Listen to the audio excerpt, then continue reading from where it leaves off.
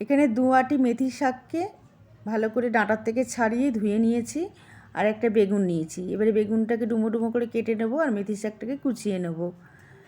আর কড়াতে খানিকটা তেল দিয়ে নিয়েছি, তেলটা গরম হয়ে গেলে দিয়ে দেব বেগুনগুলো ভেজে নেব। দিয়ে দিলাম একটু নুন, আর বেগুনগুলো ছেড়ে দিয়ে হলুদ দিয়ে বেগুনটাকে ভেজে তুলে নেব। তো বেগুন ভাজা হয়ে গেছে, আর বেগুন ভাজাগুলোকে তুলে নিচ্ছি। এই কড়াতেই আর একটু তেল দেব, দিয়ে এর মধ্যে দিয়ে দেব কালো জিরে আর চেরা কাঁচা লঙ্কা। এবারে কুচিয়ে রাখা শাকগুলো দিয়ে দেব, আর নুন হলুদ দিয়ে নেড়ে চেড়ে ঢাকা দিয়ে দেবো, কেন শাকের থেকে জলটা বেরোবে, তাতে শাকটা সেদ্ধ হয়ে যাবে।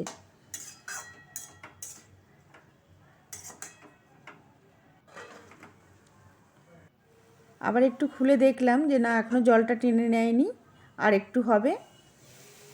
হয়ে গেছে শাকটা। এবারে ভাজা বেগুনগুলো দিয়ে দেবো, দিয়ে নেড়ে চেড়ে নেব।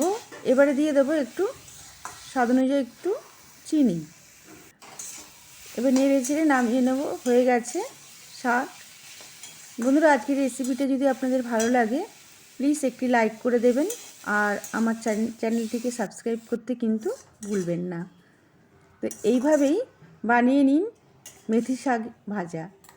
খুবই সুন্দর হয় খেতে, গরম ভাতে কিন্তু দুর্দান্ত লাগে।